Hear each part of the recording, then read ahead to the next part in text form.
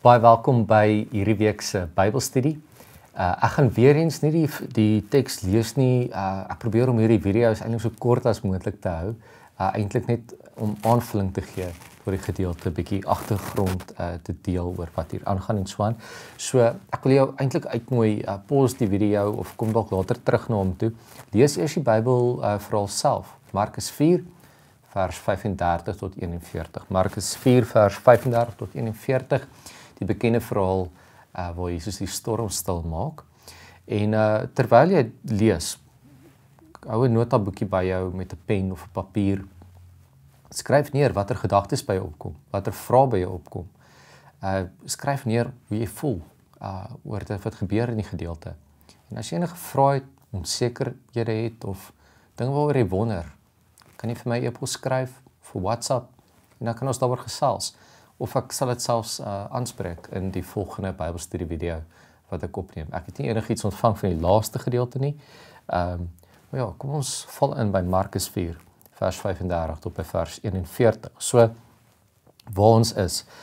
Dis agtermiddag, dit is nadat Jesus 'n reeks gelykenisse vertel het.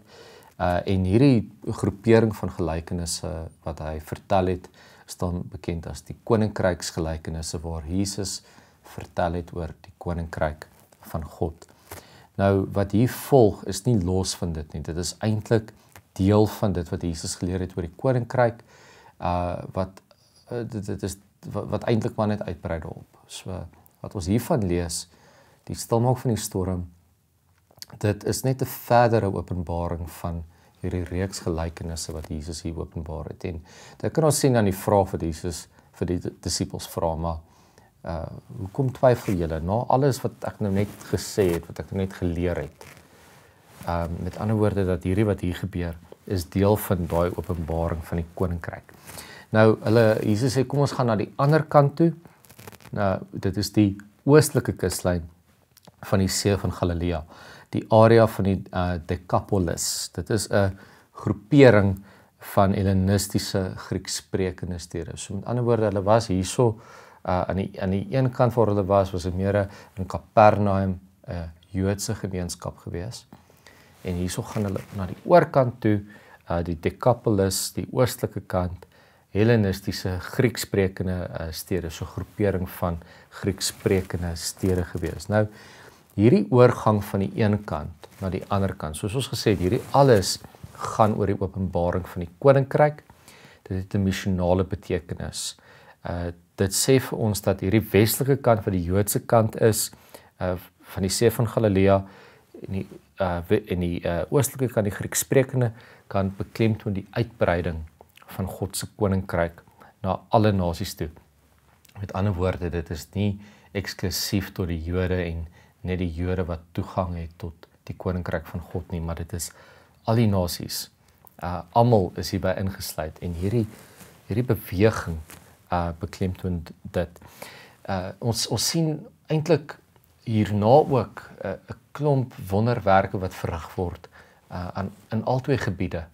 Die Decapolis, die Hellenistiese kant en ook Kapernaum, die Joodse kant. Nou hierdie was 'n buitengewone storm geweest. Dit was nie net sommer 'n ligte storm geweest nie, dit was 'n verskriklike storm. Alhoewel die see van Galilea bekend was vir sy storms vanweë sy geografiese ligging. Jy het berge rondom die see, het jy hierdie groot berg en die winde wat daar afkom, wat deur daai berg dan nou aangevuur word. Die vissermanne was bekend met hierdie storms.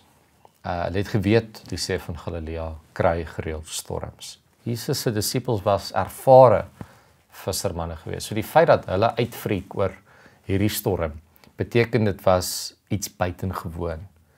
Dit was meer as die normale storm wat hulle nou al ken. Hierdie spesifieke een het hulle bang gemaak. Nou vir 'n ervare visserman wat die see van Galilea ken, wat weet van die wind, wat weet van die storms, om bang te wees vir 'n storm, moet jy weet, hierdie is 'n buitengewone een. Okay. Nou die Markus vertelling van hierdie verhaal beklemtoon die ander skepe wat ook saam met hulle op die water was. dit sê vir ons in die eerste plek, daar was ooggetuies gewees. Daar was ander mense wat hierdie gesien het.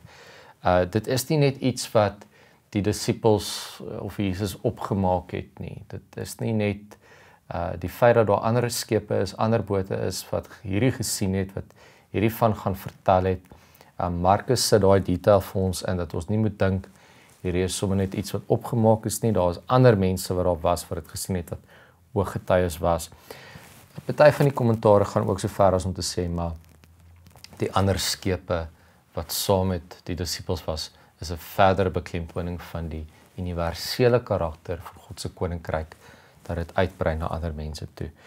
Nou, waar hierdie verhaal in die Markus Evangelie is, dis 'n nuwe afdeling in Markus se vertelling, hoofstuk 4 vers 35 tot by 5 vers 43 is dan nou die volgende afdeling van Markus se evangelie se vertelling. Hierna volg 4 wonderwerke wat Jesus se autoriteit oor die skepping beklemtoon. Die stilmaak van die storm, dan kry ons die bevryding van 'n besetene. Daai is 'n baie interessante verhaal. Dis welkom om te gaan lees. Die onrein gees wat uit die besetene uitgedryf word in die varke, en die varke wat van die kraans afspring. Dan is daar die genesing van 'n vrou wat ly aan bloedvloeding en die opwekking van 'n dogter. So 4 wonderwerke wat Jesus se gesag oor die skepping, oor die ganse skepping uiteindelik dan nou beklemtoon. En in al 4, soos ons reeds gesê het, is daar 'n heen en weer reis oor die 2 gebiede heen, Jode en heidene wat bedien word, wat deel in die koninkryk van God. Nou, hier is ook die eerste keer van baie kere waar Jesus sy disippels se twyfeling aanspreek. En hier sien ons die koppeling tussen geloof en twyfel. Om te geloof is om nie te twyfel nie. Wat hierdie tema wat opkom. En die disippels wat gereeld maar aanhou twyfel. En Jesus wat hulle gereeld aanspreek oor hulle twyfeling. Nou, Markus plaas hierdie na die gelykenisse om iets van dit wat Jesus leer oor die koninkryk met praktiese werke te demonstreer. Situasies van chaos en demonstrasies van geloof te midde die chaos. So hier's chaos, is onnatuurlik. Ek meen selfs die buitengewone storm sê dis nie natuurlik nie, dis nie normaal nie. Ook die besetene, hier's 'n klomp, hier's chaos in mense se lewe, hier's vrees, hier's angs. En dan is daar 'n demonstrasie van geloof binne in chaos wat hierso plaasvind. En ons sien dit in al 4 die wonderwerke wat volg binne in hierdie afdeling van Markus se evangelie. Bietjie van die sosio-historiese vreeslike sê daai 5 keer vinnig in 'n ry, sosio-historiese beelde. So wat dit net so bietjie is om vir ons bietjie te vertel van hierdie wêreld waarin hierdie afspeel. Dis anders as ons wêreld, ander tekens, ander simbole. So kom ons kyk bietjie wat ons kan leer net oor dit wat dit beteken het vir die mense in daai tyd. Soos ons lees nou vandag oor die water. En vir ons sê die water 'n bepaalde betekenis, maar vir die mense in daai tyd het water byvoorbeeld 'n ander betekenis gehad. So in Ou Testamentiese taal verteenwoordig die see 'n chaotiese mag wat slegs God kan beheer. Luister bietjie na Psalm 107 vers 23 tot by vers 30. Daar staan geskryf: die wat by die see in bote klim, hulle wat handel dryf op die groot waters, hulle het self die dade van die Here beleef, sy wonders op die diep water. Hy het gepraat en 'n stormwind laat opsteek, dit het die see se golwe laat uitdroon. Hulle het opgereis na die hemel, afgesak na die dieptes, in die ramp het hulle moed hulle begewe. Hulle het rondgeslinger en getuister soos 'n dronk mens, al hulle vernuf was waardeloos. Toe het hulle in hulle nood na die Here om hulp geroep, uit hulle benoudheid het hy hulle uitgelei. Hy het die storm stil gemaak en die golwe het bedaar. Hulle was bly toe die golwe kalm word. Hy het hulle gelei na die hawe waarna hulle verlang het. Hoe mooi hierdie Psalm wat hierdie verhaal van Jesus in Markus echo. Die mag van Jesus oor die skepping. Nou, kom ons praat oor die mense in Kapernaum, die Jode wat hierdie Psalm ken, wat weet dat die waters van die see 'n mag is waaroor net God gesag het. En hier is Jesus, sy disippels wat ook Jode is, wat hierdie Psalms ken. En hier kom Jesus en hy spreek die wind en hier openbaar Jesus aan hulle wie hy is. Hy is God. Hy is die God. Hy is die God wat beheer het oor die water, wat in beheer is van die chaos. Nou daar's 'n interessante parallel ook tussen Jesus en Jona. Luister 'n bietjie na Jona 1 vers 4 tot 6. Daar staan, maar die Here het 'n sterk wind oor die see laat opkom. Daar was 'n groot storm op see en die skip was op die punt om in stukke te breek. Die matrose was bang en het elkeen na sy God om hulp geroep.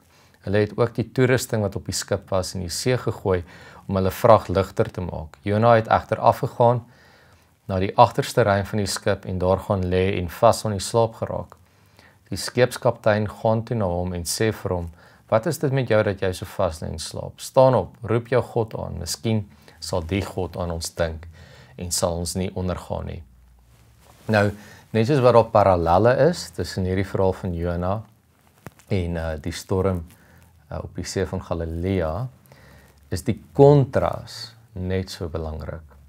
Jona se storm was as gevolg van sy ongehoorsaamheid en hy moes oorboord gegooi word om die ander matrose te red. Die storm in Markus 4 dien as 'n geleentheid waarin Jesus homself openbaar as God deur die storm stil te maak met sy woorde. So jy sal nou, as ons nou 'n bietjie gaan dink oor die mense wat hierdie verhaal wat hierdie verhaal lees in die vroeë kerk, of kom ons praat weer van die vroeë Christene.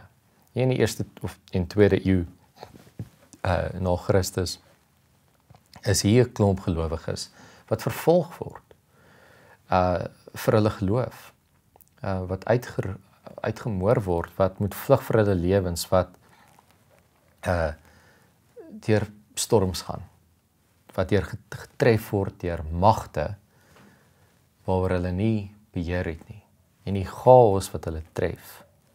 En ek dink hulle sou kon resoneer nie net op grond van die wonderwerk nie, maar juis vir hierdie metafoor wat dit inhou. En ons gaan op die preek gaan ons bietjie hoor ook fokus. Nou vir mense wat vervolg word, is die golwe wat die boot tref, soos die golwe wat hierdie Marokkaanse gehoor uiteindelik moes verduur. En dat hulle die storms moet verduur met die herinnering dat Jesus in hulle midde is. Met ander woorde, dat hulle nie alleen hierdie vervolging hoef te verduur nie, maar dat Jesus by hulle is, te midde van hierdie vervolgings. Laastens, om jou af te sluit, om jou saam te vat, daar's so baie wat ons kan sê oor hierdie gedeelte, maar kom ons kyk bietjie na die narratiewe struktuur. Met ander woorde, want hierdie storie word so goed vertel. Markus vertel hierdie storie baie goed en daar's momente en oomblikke in hierdie verhaal wat ons na kan gaan kyk en net kan analiseer en sien wat Markus hier vertel, hoe dit gebeur, hoe dit vloei en wat daarin is. Eerstens, waar is ons? Die ligging. Die scene word geset. Dit is aand of agtermiddag, dieselfde dag waar Jesus die skare geleer het aan die westelike kant hierdie Joodse gehoor. Jesus is reeds in die boot. Daar's 'n paar ander bote wat saam met hulle gaan vertrek. En hierin sien ons Jesus is moeg. Hy het mense geleer. Hy was heeldag besig. Hy's moeg. Hy's klaar op die boot. Hy gaan 'n middagslaapie vat. Okay. Dit sê vir ons dat Jesus was ten volle mens. Ons kan net sien in die manier wat Markus hierdie storie vertel van die setting of die scene, Jesus in die boot aan die slaap, moeg na 'n dag. Jesus was mens, ten volle mens, maar hy is ook ten volle God. So hierdie verhaal sê vir ons In die feit dat Jesus moeg was, dat hy mens was. Maar in die feit dat hy die wind en die see om gehoorsaam, dat hy God is. So dit sê vir ons die volheid van Jesus se menslikheid en die volheid van Jesus se goddelikheid, dat hy God is. En dan ook die ander bote, wat sê daar's ander ooggetuies. En dit sê ook vir ons dat Jesus se invloed was nie net beperk tot sy disippels nie.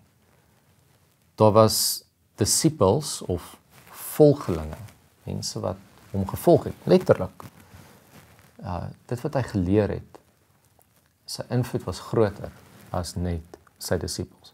Dan kom ons by die krisis, die groot windstorm wat die golwe laat opklom en dit klap so teen die kant van die boot. Dit maak die boot onstabiel. En ten spyte hiervan lê Jesus en slaap rustig. Dit sê vir ons verder, dit beklemtoon net verder die menslikheid van Jesus. En ons gaan nou kom oor hoekom dit belangrik is, dat ons nie meer vergeet dat Jesus in die gestalte van 'n mens is nie. Maar die feit dat hy rustig slaap, dat hy diep slaap, dat hy nie wakker word as gevolg van hierdie storm nie. Dis nie die storms wat hom wakker maak, dis die ongeloof van sy disippels wat hom wakker maak. Nou, ons moet onthou, wanneer ons die nagmaal vier, breek ons die brood en ons word herinner toe Jesus vir sy disippels gesê, dit is my liggaam. Hulle het 'n aandeel in my liggaam. En wanneer ons gaan kyk na die menslikheid van sy disippels, en as ons gaan kyk na die lyding, want dit is maar wat dit is, nee. Jesus het gelei, en as Jesus nie mens was nie, het hy nie gelei nie. As hy nie kon lei as hy nie mens was nie.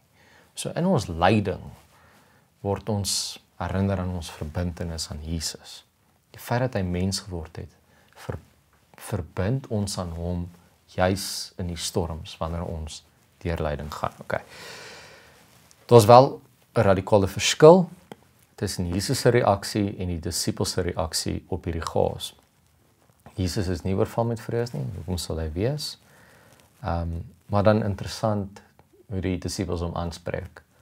Didaskale, meester, leermeester. Dit bevestig, hulle weet nie wie Jesus is nie. Nie die Here van die skepping nie, hulle besef nie, want hulle spreek hom aan meester, gee u nie om dat ons vergaan nie. Dit is 'n vooroordeling wat kom vanuit vrees. Hulle neem aan, Jesus gee nie om dat hulle vergaan nie. En dit is 'n uitspraak wat kom uit vrees. En ons moet onsself vra, is vrees 'n goeie of 'n slegte emosie? Is definitief 'n slegte emosie, dis 'n bose emosie. Want kyk, die twyfel of hulle vooroordeel, hulle besluit sommer al klaar, Jesus gee nie om nie. En daai oordeel besluit wat hulle maak, kom vanuit 'n plek van vrees. En ons moet versigtig wees wanneer ons oorweldig is met vrees, of wanneer ons praat met onsself, vra wat van ons woorde kom vanuit 'n plek van vrees, en watter idees, gedagtes en vooroordeling het ons op grond van vrese wat ons het. Okay.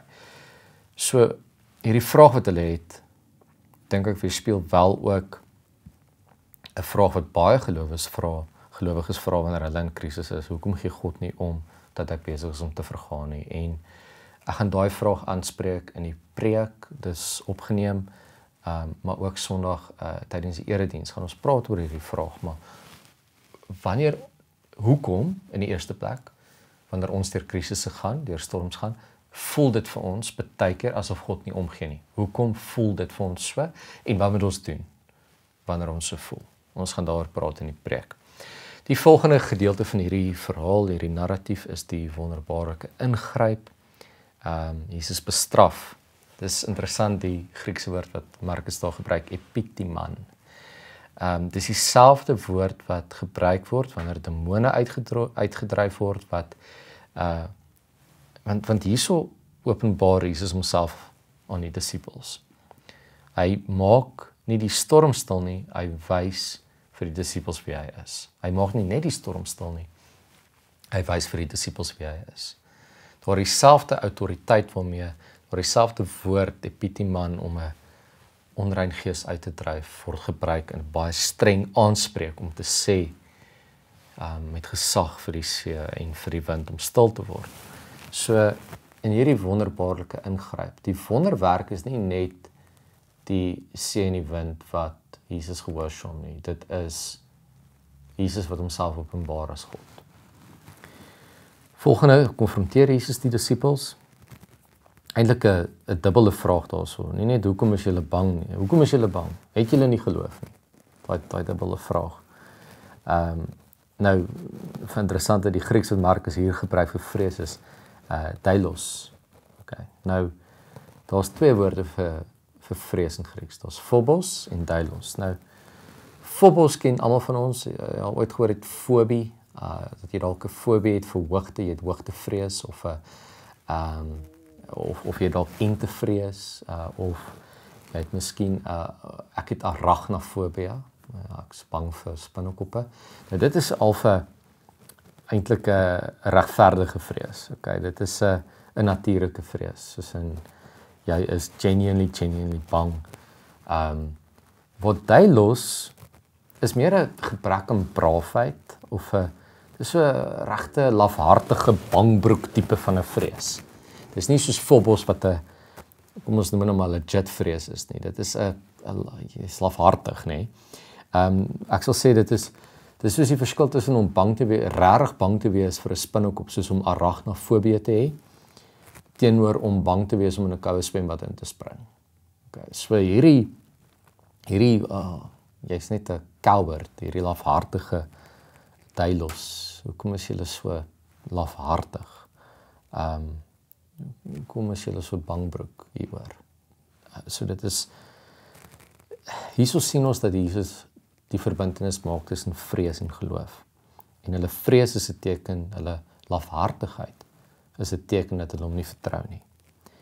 En die nog steeds, is julle nog steeds, het julle nog steeds nie geloof nie. Dit is die implikasie dat ten spyte van alles wat hulle nou al gesien en gehoor het, dat hulle steeds nie geloof het nie. So, hierdie wonderwerk is ook 'n tipe van 'n preek, jy weet. Dit is ook 'n deel van hierdie koninkryksgelykenisse is. Is Jesus gebruik hierdie wonderwerk om hulle te leer, om te sê maar come on, jy weet, ek meen met alles wat julle nou al gesien het, hoe het julle dan nog steeds nie geloof nie?